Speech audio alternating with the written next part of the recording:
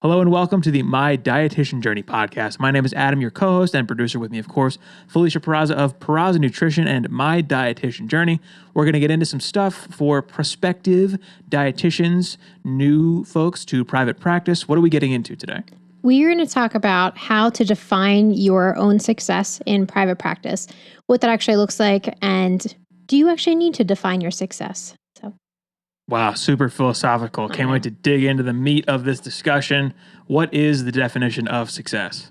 According to Merriam-Webster, if that's how you say it. So this is the degree or measure of succeeding. So favorable or desired outcome would be quote unquote success. The dictionary says the favorable or prosperous termination of attempts or endeavors. So basically you accomplish your goals. That's kind of what exactly favorable or desired outcome, the attainment of wealth. All right. That other thing you said, I had no idea we were talking about. Also, I sneezed, so I was a little out of it there for a sec. Okay, so how does this relate to private practice?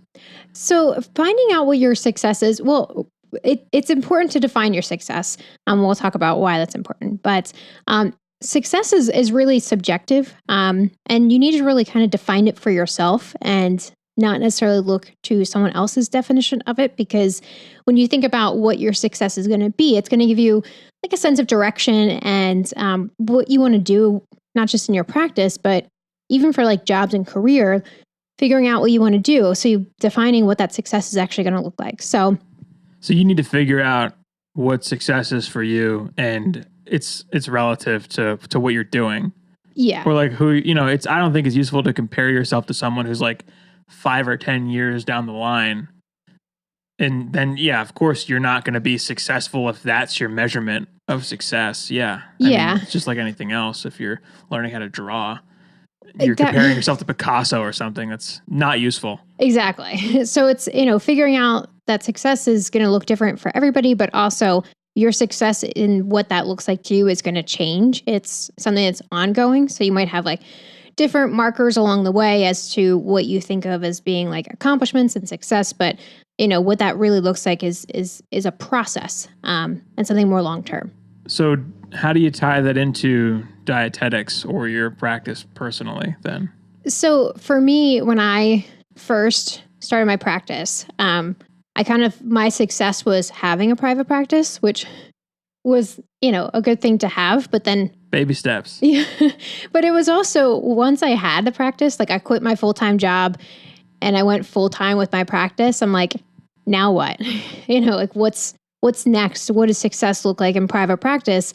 And so I kind of had some benchmarks along the way, as in like, starting the practice and then leaving my full-time job. But I kind of felt like I was lost the first couple months. And I think I mentioned this before, but I quit my job in December. And so I didn't really have a ton of stuff going on in December, because if you quit your job in December of like 2014 or whatever it was. Yeah. 2016. It sounded like you were talking about last December you quit. No, not last December, but I was thinking like time frame wise, like December, The time of year you quit your job, it was December. It was a slow time for you personally. Is that what you're saying? Yes. Yeah. So when I like left my full-time job and had my private practice and had the success, it was almost like, what does this actually look like? How many clients, per week to be, a full-time private practice dietitian? And, should I be doing other things? And then you start to get into this like comparison of, what other people are doing. So yeah, my successes changed a lot over the years. And my original success was just having the practice, and that didn't really give me much direction, which is why we're going to talk about kind of figuring out what your success is, because I just kind of felt lost for the first couple months as to like, I was doing the thing in terms of like seeing clients and doing stuff, but I didn't really have like a direction that I was going in. I was just like, I had a practice. Okay. Success is relative to what you're doing. Yes. It's personal, and to compare yourself to other people isn't useful. Mm-hmm. If you don't have goals set up that you can then achieve, realistic goals, you won't feel like you're successful in your practice. Yeah. When you first started, you had no idea what you were doing, but like the word success wasn't really applicable at that point. I mean, like you probably felt like you successfully did something when you created your website and got your EIN and that sort of stuff, but you didn't feel like you were a successful private practice dietitian at that point. Yeah. I imagine there was a turning point for you where you were still working at your job, but you also started your practice and had some clients. Like after your first few clients, after you actually saw reimbursement checks and like got paid. Yeah. I imagine that's when things started to click for you and you started to feel like you were edging on to becoming a successful dietitian. Yeah, like when I first private practice dietitian. Yeah, when I first like submitted my first insurance claim and got paid, when I had my first client that was an insurance client, someone who found me in the directory, or a first referral. So those kinds of like first things, that was a lot of what those like kind of success like benchmarks were in a way, where they were small little ones. I mean, they were big at the time. Saying they're small now, but they're not small. But all of those things along the way of like these little successes, but then it started to make sense as to like what success meant to me being in private practice. And that's, changed over the years as to like these being able to file a claim and then being able to like get paid from that claim. But now it's changed to these kind of little mini accomplishments and kind of like goalposts in a way. Where I still have kind of like big success that I want to focus on in my practice, but there's a lot smaller like success points along the way that, I think about when I have, a certain number of clients, or, we get new, I get like a new coaching client, or, for private practice, and I get, a new like webinar contract or things like that, like those kinds of little successes along the way. But it's changed quite a bit from when I first started, which is the whole point, is that success is going to be this process and it's going to look different, before you're in private practice, once you're in private practice, and then even as you like continue to grow and change, that'll look a lot different. So did you have some quotes from some other dietitians that you wanted to get into for this, or what it looks like from other perspectives? Yeah, so I posted in a couple of dietitian Facebook groups asking what others thought about with success and what that means to them. And so there's 3 dietitians that I'll link into the description with their websites and bylines. So the first comes from Amy Hager, and she says, "I feel like success is to be in control of your own destiny and choose the career path that makes you happy and celebrates your worth." Another one, Leonila, Campos, success is subjective. Success to me is being able to run my private practice efficiently without compromising precious time being a mom and wife. This means delegating tasks such as social media content creation, billing, and marketing to a team that can do them better than me, which is something we've talked about a couple of times, being able to kind of hire out for things. And then the last is Kelly Wagner. To me, success is a multi-pronged but stems around achieving quality of life. By that, I mean you authentically help your clients/patients reach their goals and attain the quality of life they desire. Additionally, you as the practitioner achieve the quality of life you want in terms of fulfillment from your work and being able to provide both time and resources from your family. So you can see or hear a lot of these kind of tie back to what people value about, what people value, family, time, those kinds of things as to how success is being defined. But again, it's subjective and it's going to look differently for everybody. Okay, so those are all very different perspectives. Is there a way that you suggest people determine how they define success for themselves? Yes. So, being able to determine your own success on your own terms, defining on your own terms. So asking yourself what actually success means to you is really key. So what do you think of when you hear the word success? What do you envision?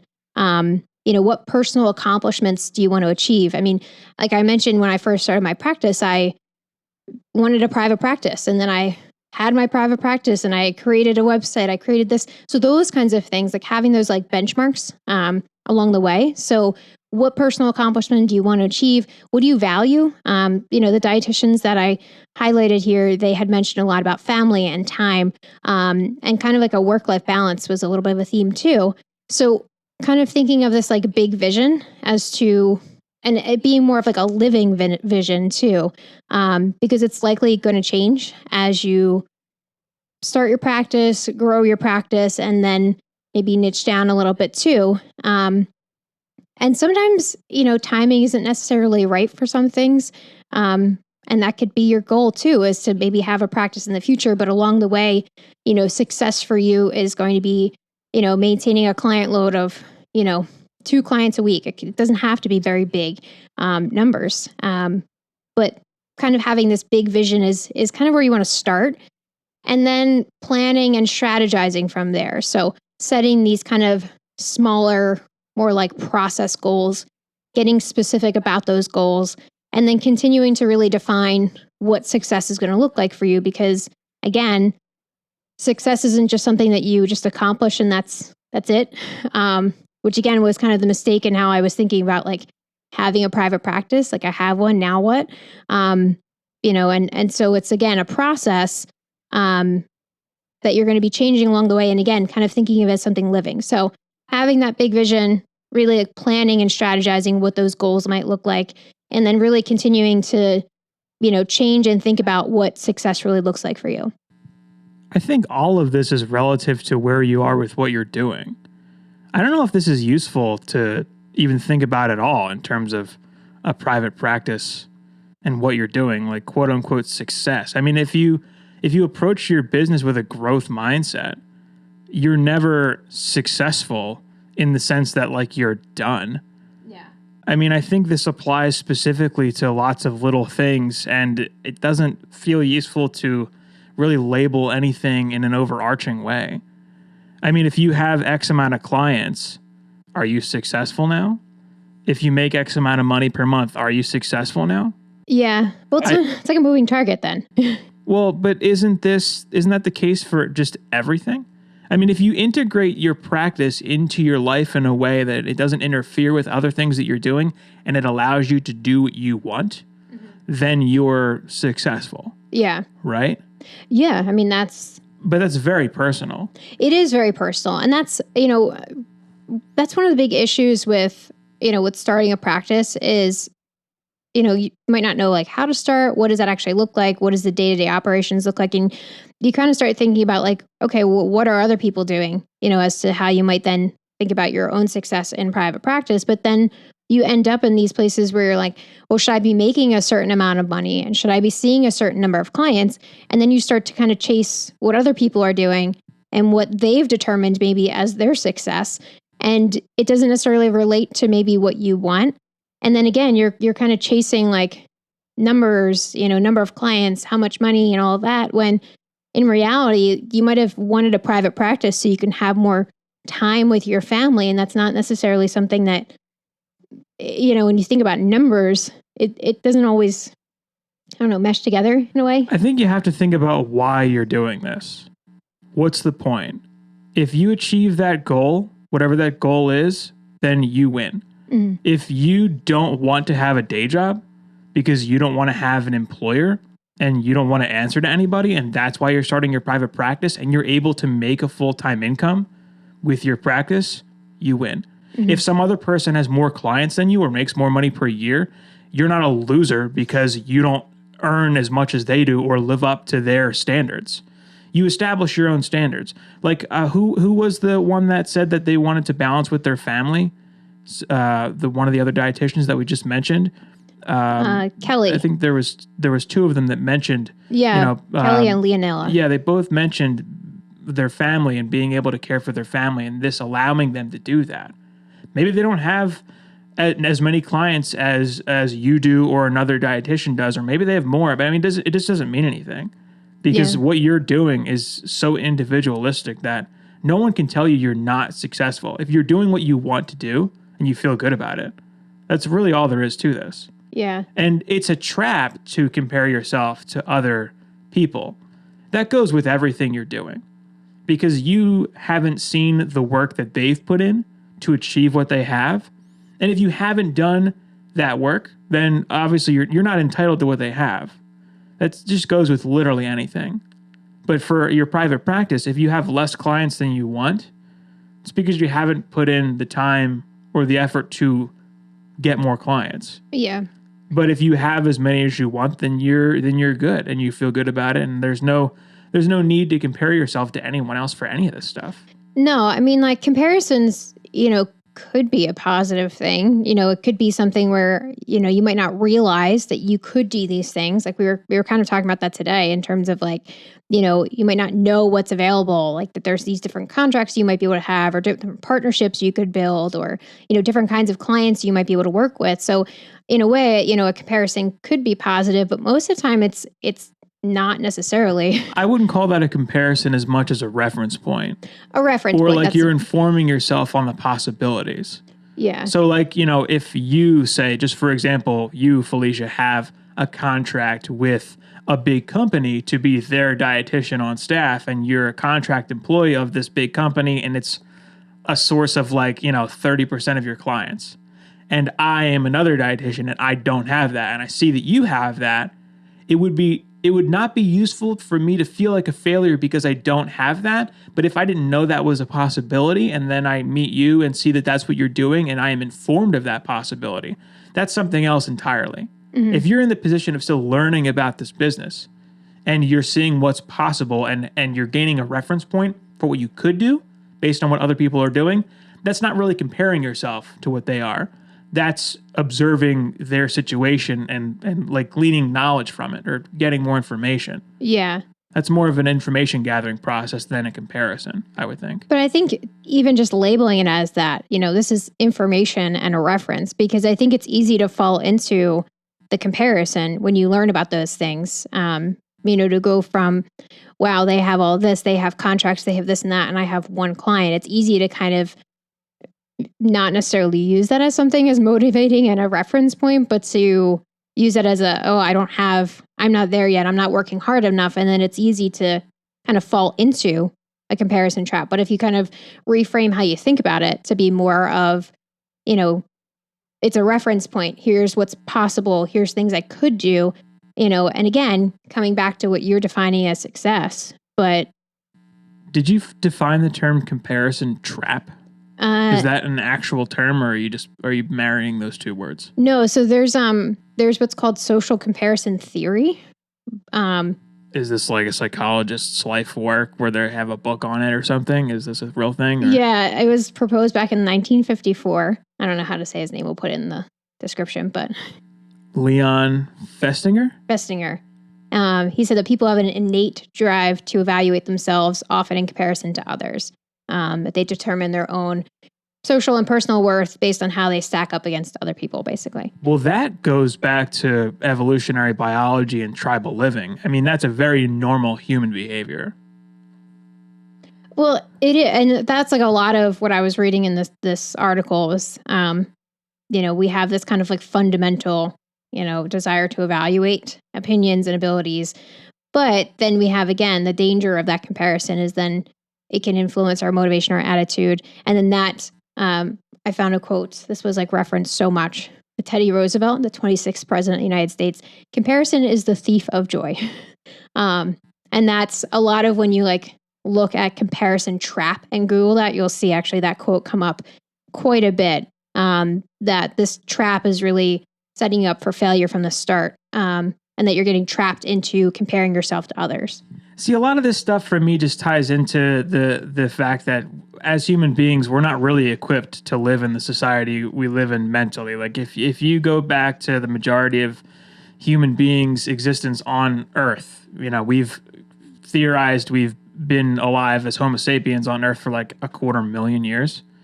Only in recent history have we had societal norms that allow us to broadcast things on the internet, know hundreds or thousands of people personally, see and meet this many people, travel as far as we can. I mean, we're so not like, it takes tens of thousands of years for evolution to change your brain in a way that really conforms to the way you're living. we're still programmed to some degree, like in our brains, to exist in a world where we know 150 people and we interact with those same 150 people for our entire lives.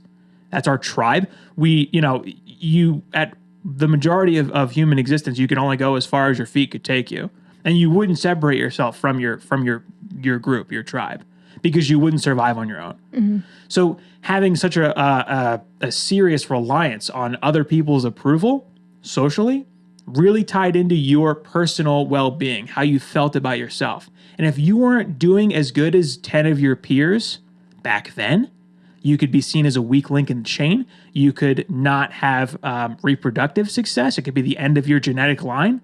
It could mean death if you were abandoned. They were very serious social repercussions to not living up to your peers and not living up to the standards that everyone else has established. Now we know all these people through parasocial relationships.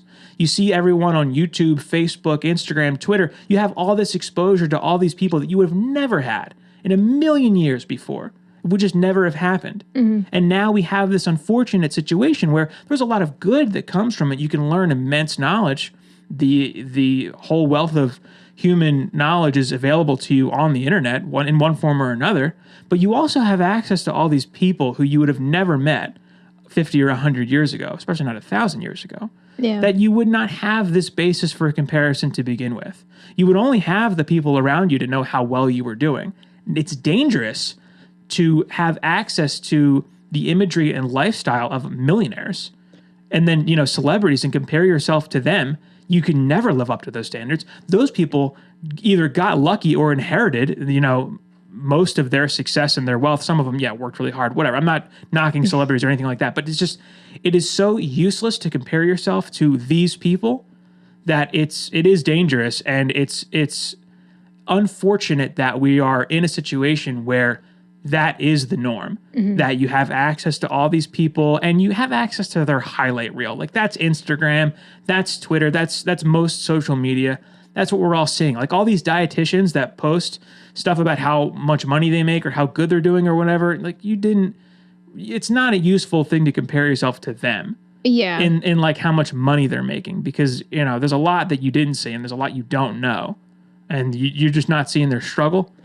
Yeah. And you don't know people's starting point too. And that's one of the things with like all those business books too. Like, I mean, even you mentioned it with like celebrities, is like, how do you know what people have inherited and like how well off they might have been when they started, which is then a totally different starting point from somebody else. And then it's like you're comparing your success to somebody else when you've started at very different points on this journey of what that looks like. And then it's, again, you're not measuring up to what you determine as this like success from somebody else who might be, again, completely unrealistic. But that trap, it feeds, we talked about the imposter syndrome, like that you'll never measure up to something and like that insecurity. Yeah, like I'll leave a card on YouTube and a link for that if anyone's interested in that. It's a good topic to explore. It is a really serious problem when you start doing things on your own, especially. And it like all ties into this like comparison trap too. You start to like look at what other people are doing. You feel like you're not doing enough and, I don't know enough. And then there's other people. And it's just like this whole spiral of kind of negativity that, again, you're comparing yourself to somebody else. And there's so many factors that skew your experience from somebody else's. And again, like you're just seeing these highlight reels a lot too. There's some stuff to think about with success and your satisfaction with what you're doing in terms of your business or your lifestyle and what you have. There are some things that have been really useful for me to consider. I just said this to you not too long ago. We just got some cotton candy grapes and I was eating grapes. And I mentioned, and this is true, that these used to be a symbol of royalty, that only the wealthiest people in society ate grapes. And it's funny, but it's true that even the working class that's, considered lower class in the first world, we eat like kings and queens did hundreds of years ago. Mm. I mean, the quality of life today, there's a lot to feel gratification for, in terms of like, there's a lot to feel gratitude for today with how things are. And if it's funny, there are celebrities and wealthy people who are depressed. Yeah. And I mean, you see celebrities and people who are fabulously wealthy committing suicide. It's bizarre. So, if you're getting started with your business, like that got really deep and dark all of a sudden, but I'm just, as a basis for comparison, it's just not useful because you have no reference point for what they've done and who they are. Yeah. And if you're starting your business and you feel like a failure because you don't have X, Y, and Z, you should reevaluate your goals and take a minute to think about everything you do have. It's useful to do that. I think. And I think, like you mentioned a good point about like, money. It's not necessarily buying happiness. And so even like, I really hate the whole notion of like looking at money for success for private practice, because when you first start your practice, you're not going to be making probably a lot of money because you might not have a lot of clients. And as you're building it, but kind of looking at these other successes, like what that actually looks like for you. And this is like what I talk about with clients for weight is to not focus on like this number of being a certain weight, but on the habits and the things that you're building and the foundation. That's kind of the same thing you want to think about with like building a practice or anything with your career, is not necessarily thinking about like the number and the money, but what are you really looking for? Are you looking for more flexibility? Are you looking like what kinds, what things are you actually looking for outside of money? And kind of thinking about those successes and defining what that looks like for you. And it's a huge mistake to focus on money. Once you get beyond a certain point with household income, your income to happiness ratio becomes largely skewed, and that's another thing that ties into comparisons. There's a lot of people who think they need to earn a certain amount of money and have a certain type of house and or car. The whole keeping up with the Joneses thing, that's very real. And if you make enough money in your practice and you do enough with it and it allows you certain things, certain freedoms or certain opportunities, then it makes no difference how many clients you have, how much money you make. That's not what this is for. Yeah. It's about how it contributes to your life. Yeah. And something I want to say, because I often feel like this too, and we've said this before, like I teach full time. I really enjoy teaching. I did the practice full time for a couple years and then fell into teaching and I really like it. And so I do that full time and I still have my private practice. But I started to feel like, am I a successful private practice, dietitian anymore? I remember this struggle. I remember you going through this existential crisis. Yeah, because I defined myself as I'm going to leave my full-time job and I'm going to start a private practice. And then I did. And then I went and got a job. And it's, one thing with, I almost feel like I have to explain myself sometimes. And I don't, need to explain myself to anybody. I have to explain that I like teaching and that, it is good money, but I enjoy being in a classroom. I like creating lesson plans. I like that kind of thing. And then I still have my practice. I do all the things that I love with that. And I'm able to kind of niche down and work with clients. And then I bring that into the classroom too. And it's almost like sometimes when I'm talking to other people about private practice, they're like, oh, you can then leave your full-time job. And it's like, that's not what and I start to think like, am I not successful anymore because I have to leave my full-time job to be successful as a private practice dietitian? And yeah. That's some real stuff right there. That's the meat of it right there. We should have led with that.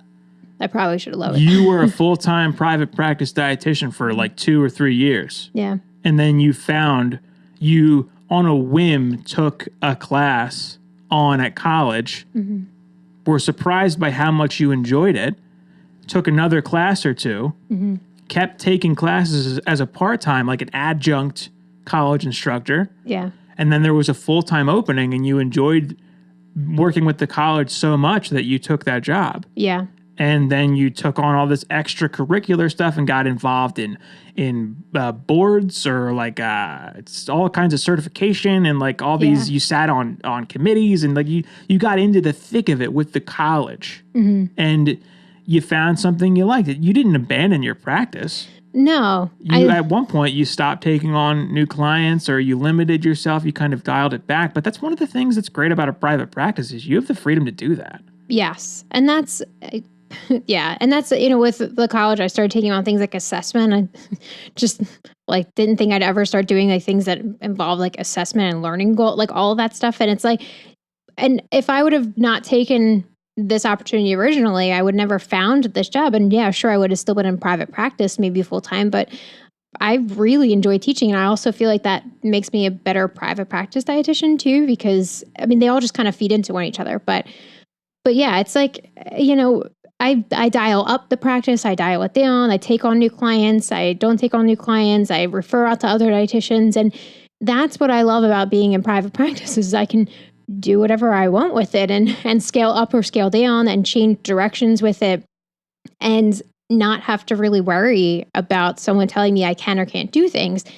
And then I still, am teaching, and that's the thing that I really enjoy doing as well. And so, being able to define what that looks like for you in terms of success is, again. Just a disclaimer, Felicia is a full-time college instructor, but we're not going to pretend that you're not also working in your business as much as or more than a lot of people who are full-time.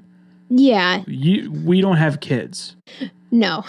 For what it's worth, yeah, we're married. It's maybe not explicit, but you don't have a lot of family obligations right now. And you're able to basically hold down 2 full-time jobs. Yeah. And I'm not going to talk about your income, but the money you make with your practice is often that of someone who's full-time. Yeah. And that's something too that, one of the things that I said is I would never go back to like a full-time 9-to-5 job. And that's part of why I love teaching so much is I liked teaching, but it wasn't this like structured 9-to-5 thing. And it was very flexible. I have a lot of flexibility with curriculum and what I do and how I teach. That's what I was looking for. And that's what I also wanted with the practice. And so being able to have that, and I don't have to teach in the summer. I do because it's pretty easy to teach in the summer and I'm not teaching a lot of classes, that I can dial up the practice. We can create more content. I can, also have some downtime too. But I'm able to like dial up how many clients I see in the summer months. I can work on projects, do more stuff for this aspect of, my dietitian journey. And then in the school year, I'm focused on that. I'm still seeing my clients, but it's, a little more spaced out. I'm not doing as much in terms of like on the back end. But that's, yeah. Success for you has changed over the years. Yes. When you first finished school and you got your first job, that was a massive success. That was a huge win for you. Yeah. When you were working and you started your business and you were able to do both for a while, getting the business off the ground and getting some clients, getting in as an insurance provider, a massive win, huge success. Then when you decided to scale up the business and leave the job and you were able to do that successfully for a couple of years, where it was your only source of income and you more than made ends meet, you were doing great. That was a massive win. Yeah. Then you stumbled onto teaching. Yes. And you really enjoyed it. And now your version of success, what you are doing that is you being successful, is you're able to balance both of those separate careers with each other. You're able to teach a full-time course load and still maintain a full-time client load, essentially. Yeah. You're just really good at time management and being efficient, and the skill set you have is really just, we have another podcast we just did on relevant skills for private practice. Felicia has those times 1,000, which is why she's able to balance teaching full-time and doing her practice to the extent that, because you still have like, how many active clients do you have in your practice? Active? I see everyone's all spaced out now because there are a lot of like follow-ups the way it works, but like just, what are we in July? Like I have 25 clients scheduled for this month. And that's a full client load, in my opinion. Like if you think about the numbers and like the income and stuff, if you're seeing like 20 or 30 clients a month and probably more other months and less other months, I think that's a full, I don't know. I feel to see how that's not a full-time private practice to some people. Yeah. Well, that's again, where it's like, you got to figure out what's going to work for you. I at one point I had seen 30 clients in a month. And it was just way too many. Like I felt burned out. It was not what and I know dietitians who see like 20 clients in a week and like more power to you. But I felt burned out. They're not full-time teachers probably either. No. But that's what I mean. Yeah. And there's certain dietitians who will say like, I see 1 or 2 clients a week. And sometimes my weeks are like that too. Like I usually block my clients. Like I don't have any clients scheduled next week because I have other stuff that I'm doing, but that doesn't mean that I'm not successful because I don't have a client during the week. And but though your client load, there's an ebb and flow. I imagine in your peak of just being in the practice full time, those numbers looked very different. Yes. And you had group classes where you would see 10 or 20 people in one shot.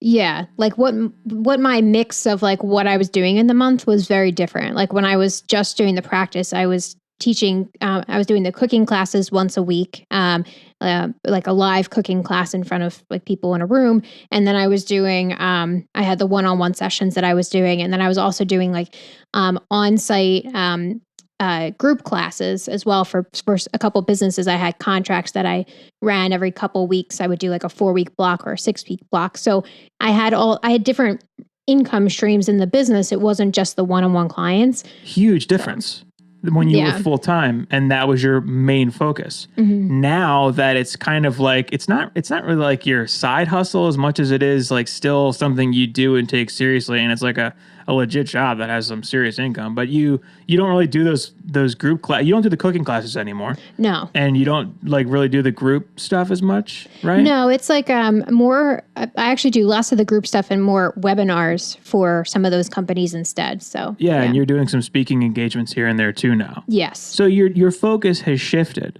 but these things change over time. There's no single immovable target that you shoot at to determine whether or not your practice is a success. Yeah. Things are going to change. You right now, watching, listening, you may start a private practice. You may ramp it up like crazy, do it a ton, and then maybe you start a family and you scale it back and suddenly it's something you only do like 10 hours a week. That doesn't mean you're not successful in that situation. Yeah. If you're able to do everything you want to do, that is success. And this will change as that does. Yeah. Do we have any final words? I don't know. I feel like we kind of hit a cap there. Anything? What did we not talk about? I think a lot of what we talked about is, the idea that you shouldn't be comparing yourself to others. But I think something that you mentioned was, the social media aspect and the highlight reel and all that. I think something to ask yourself is like maybe what's triggering like anxiety or this comparison when you're thinking about success. If you're seeing somebody post about it on social media or a certain account that is kind of making you feel unsure about what you're doing, kind of identify those things and maybe not follow that person, which sounds very simple and like, oh, well, that makes sense. But you might not even realize it, like if you're thinking about it. And I, again, talk to my clients about this too. Like if you're finding people on social media that are making you anxious about where you are in your journey, maybe don't follow those people anymore. Unless they inspire you, but if they just make you feel anxious, yeah, get rid of it. Yes.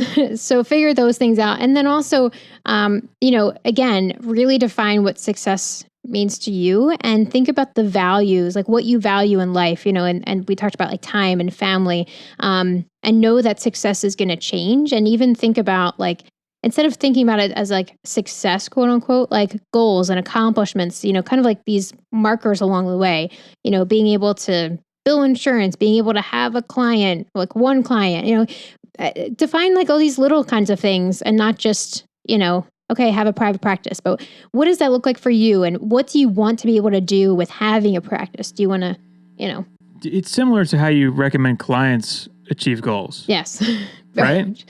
Where like they have a weight loss goal and they have to like take baby steps and like get little wins and have like monthly, like they have a yearly goal or maybe a 6-month goal, but then they also have a 3-month goal and a 1-month goal and like a weekly goal and a daily goal. Yes. Like having those and then hitting those is success. Yeah. And even like, I mentioned vision at one point, but that's exactly what I do with my clients for like nutrition is we talk about like what their wellness vision looks like. And again, not just weight loss, vision, but like, what do they want to be able to do? And it's like, they want to have more energy. They want to be able to run around with their grandkids. They want to, and they list all these things that again, maybe weight is a part of that, but they want all these other things to come from, that journey. And so the same thing applies with private practice.